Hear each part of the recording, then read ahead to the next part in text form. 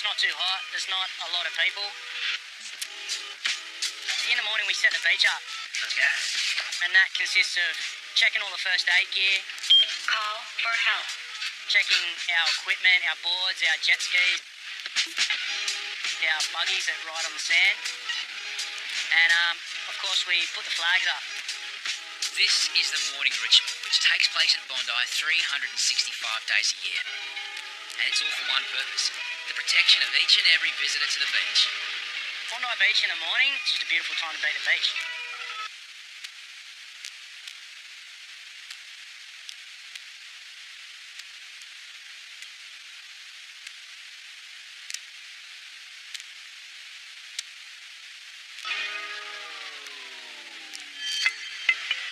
As tranquil as these mornings can be, they don't last long before the first call of the day comes in.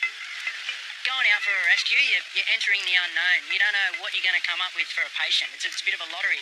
Early afternoon, just minutes before dead low tide, and Harrison spots a person being swept out past the Iceberg Swimming Club.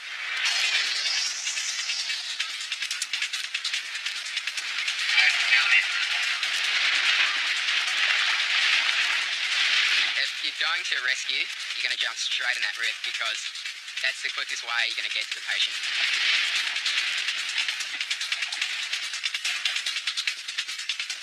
Okay. I get out there and there's two people in trouble. Ready? Okay. The woman and her friend were having a chat when they realised they were drifting out to sea in a rip. I'm going to go for the patient that's more critical, so I go to her first to keep her afloat. Despite the rescue, their conversation isn't over just yet. Hi, Rachel. You okay? Both women are on holidays from New York City. How are you? More used to concrete than water, they failed to realise the danger they were in. Okay, so us and our other friend, we're like, we'll start here and then swim over to there to the pool. And so I'm like, okay, I'm down, even though I'm not great at swimming. And then I got in the water. We were going in pretty good, pretty deep. And then water just like, I kept swallowing it. And I couldn't get like a second of breathing. And then just more water and more water. And then, you know, next thing I know, this lifeguard's like, get on board. And I'm like, okay, great. I'm going to be on the show. Just avoid the corner, eh? Just get out that way more. Okay, thank you. I didn't think it was that dangerous. We had a good time. The girl's friend wisely heeded the warnings and stayed on the beach. I told them that they were crazy going out that far, man. Because that water is rough, man. Yeah, no, I felt the riptide and I was like, you know, I'm not going out there. I came back, walked on the rocks. They're a bunch of idiots, but they're my friends, so that's really it. Yeah, I think there's a little wake-up call for us. The next time she goes, hopefully she finds a red and yellow flag, not a dangerous current sign. A lifeguard's job demands physical ability. Oh, just starting too fast. Board paddling, swimming, running. But some tasks require more brain than brawn. This is a skill watching the water, and you can see the temperament or the movement of the swimmer, and you pick up on it quite quickly. And you got to watch the water non-stop. Probably one of the most important roles on the beach is manning the tower. The role you're playing there is basically the entire beach management, and you're directing lifeguards where you think the most important points are to be. Central to one of the boats, the tower. And Harrison responded in the Can-Am.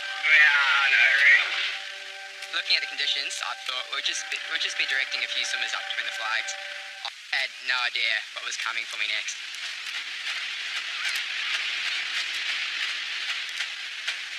Just meters from shore, two people are drowning. Go for it. The man bounces off the bottom between mouthfuls of air as the woman tries to stay afloat. But their rescuers also have a problem. Do you want anything? What? None on here. Where the two people are drowning, we've got no rescue boards. Armed with only a rescue tube, Harrison is seriously undergunned. One of the main rules I got taught when I first started is never go on by yourself, because if someone's drowning, they don't care who you are. They're going to see you're afloat and they're going to jump onto you and start drowning you. I was just grabbing them and they were sinking me, and so I was pretty much trying to keep them afloat, and the only time I could get air is if I went down and I pushed myself off the bottom to get some more air, then I went back under again. I was drowning.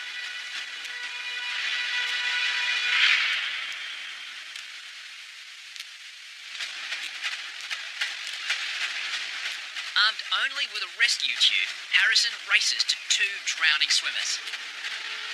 One of the main rules I got taught when I first started is never going by yourself, because if someone's drowning, they don't care who you are. They're going to see you're afloat and they're going to jump onto you and start drowning you. I was drowning. As Harrison is held under, Yatesy arrives with a much-needed rescue board. When I got there, it was worse than I thought. I didn't realise how bad things were. Harrison is pretty much going under. The only thing that's going through my mind at this stage is I'm drowning here. This must be what drowning feels like. Hold on, mate, hold on. It doesn't take much for someone to panic and go under. And this can happen literally 5 metres from shore. That was a perfect scenario, really. They were swimming and then they got Now tired. suggests we have just one shot. So you ready to go? That's Tessie-1 and his sister Yujima are on holiday to South Korea. Don't worry, you won't. Outside the flags, the two weak swimmers were caught unaware by a small rip and almost drowned just 5 metres from shore. There's a big wave. A really big wave. So it can't be come here. After everyone's relieved me on the board, I look back and I'm like, man, we're just right here. You know?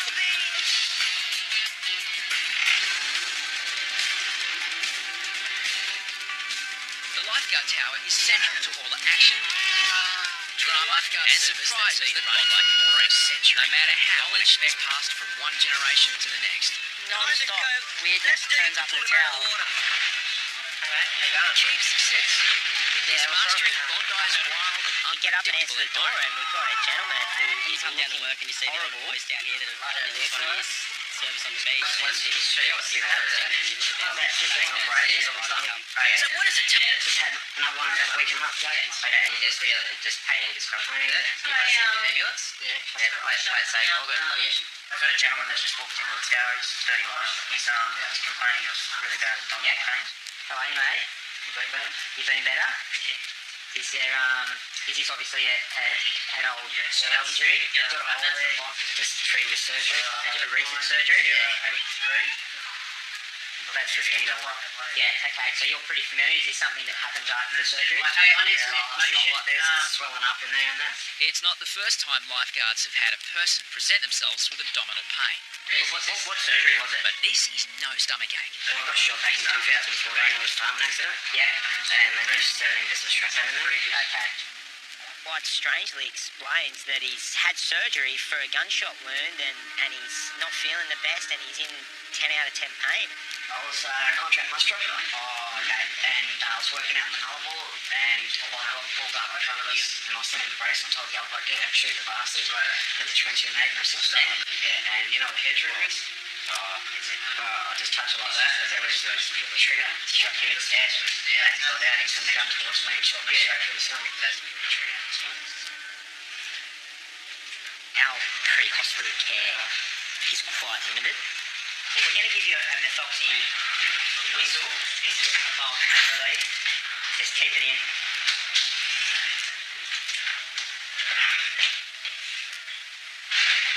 There's not a lot we can do except give him some pain relief and call Triple O. I'll show you the picture so you know what you're looking at. Pretty back into it. Okay, yeah. And is that a recent picture? I was lost today. Okay. What's the pain still? Still up there. The lifeguard's main concern is the possibility that Phil is bleeding internally after his last operation. I was kind of saying, I think it could be an infected wound. You got pain up in your chest? Yeah. In there. Yeah. Lifeguard medical training isn't sufficient for this situation. So now, the paramedics can't come soon enough. But I know you guys fast responding guys on the low box or something. I just feel like this guy just needs to get on the morphine or something. He's just in so much pain. Now, so we're going on the second methoxy. We can offer pain relief, but for more severe things, we're very limited. you with me, Phil?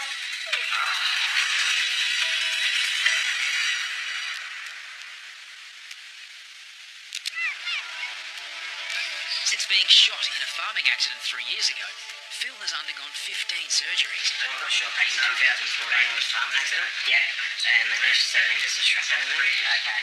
The latest surgery has caused complications. What's the pain still?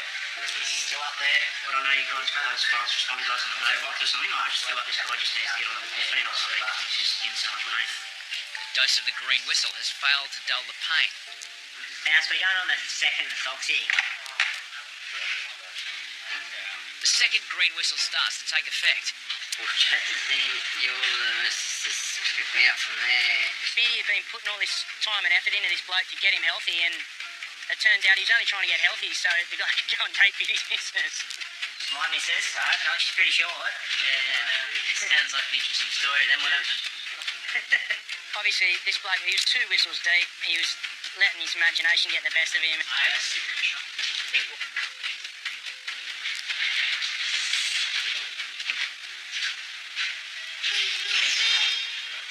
Ready after?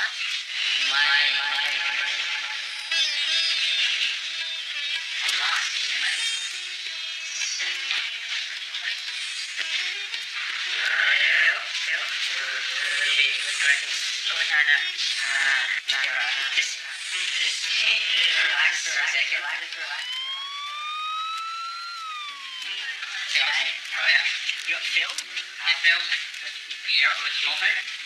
Yeah. Straighten your arm for me, man. Alright. Has that helped at all? It was about 9 and it's about 8.5. Yeah, so we're going the right direction. When the paramedics eventually arrived, it only took a quick assessment of the guy and they realised that he needed further medical help.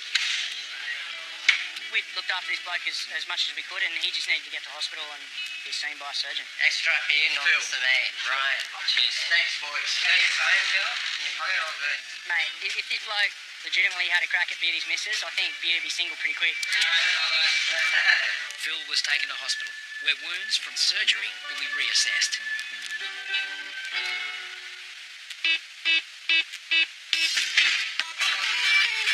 At the northern end of Bondi, a large rock shelf is known to locals as flat rock. Surging waves offer a dangerous thrill, but this rock isn't as flat as the name suggests. Hey, look at that!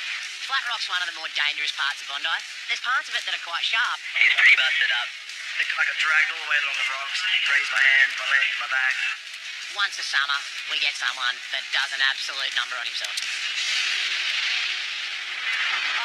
I got on flat rock and he just lacerated his feet on some rocks really badly. The guy seemed pretty panicked when he came up and told us about the guy, so I was a little bit concerned. That's it, flat rock. Flat rock around there, like where the cliff's curving over. The man is carried to Bondi's boat ramp as Reedy makes his way there in the buggy. There's this guy being, hospital carried with this massive thing around his foot and it's full of blood. And I'm just like, oh no, this guy's in real trouble. Mate, he's cut his foot off. Kishan from Western Sydney came to the beach with his friends, hoping for a relaxing day out. Well, instantly we just had to get him back from the water. Then we sat him down for a bit. He obviously went to go get the lifeguard and then we just had to carry him back here without him getting wet. We had to tie it up, make sure the blood loss stops a bit. I'm staying home. Does it hurt? A little bit. Wait, look at yeah, a little bit. Right, stop looking. Look at me. And it just revealed this big shredded, like he'd almost rubbed it on a cheese grater and there was this big bit of skin that was just flapping open. It looked horrific.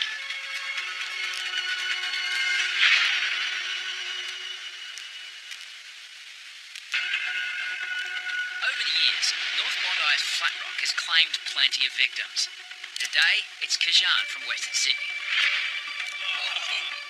Blood comes out for a reason, The more they come out, the more... Can you just wiggle your toes again for me? In those situations, you've got to clean it. You've got to get the rocks and the gravel and stuff out of there. And the only thing I had handy was a hose, so I just hit him with it. Oh! Come on, hold his hand. Just squeeze my hand. Squeeze me.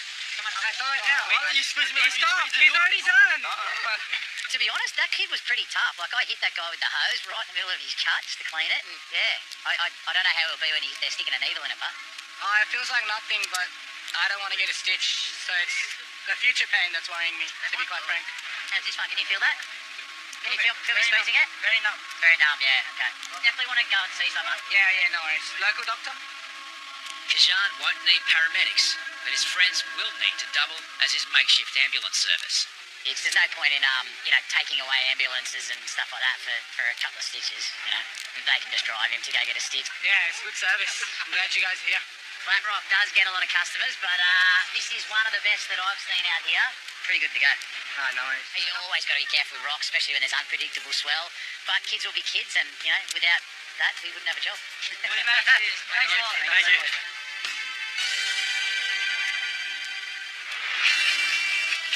As another season draws to a close, the pace at Bondi begins to slow. Once summer starts to come to an end, look, the crowds start to disappear. It's just the friendly, familiar faces of the locals hanging around, and the mornings have that, that crisp feeling to them. Lifeguards measure their success by sending people home safe and well. This year there's been no fatalities. There have been some close calls. Hearing the words unconscious patient, that's the last thing you want to hear being a lifeguard. We've got everyone back with rescues and also resuscitations. We had some pretty traumatic events. As long as we've had no lives lost, it's a successful season.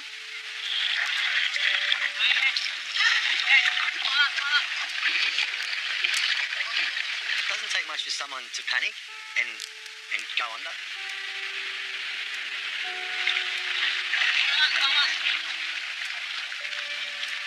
In a job that doesn't always go smoothly, memories of people the lifeguards have saved burn brightly. Yeah, it feels really good to send them home. Me and I thought it was going to be fun way back, but we would drown because water was splashed over my face.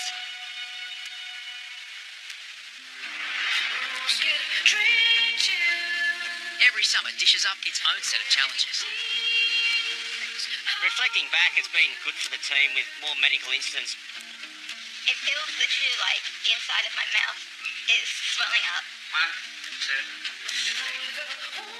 2. You can do all the training you want in the world, but until you get it in real life, it's a total different situation. We got another look at it, and it was like, I could see why she was holding on so tightly.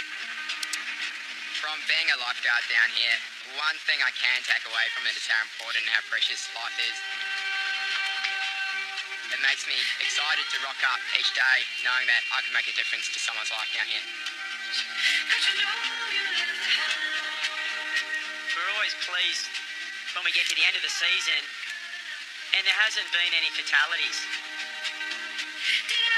And I think it's really important that you nurture and protect each other.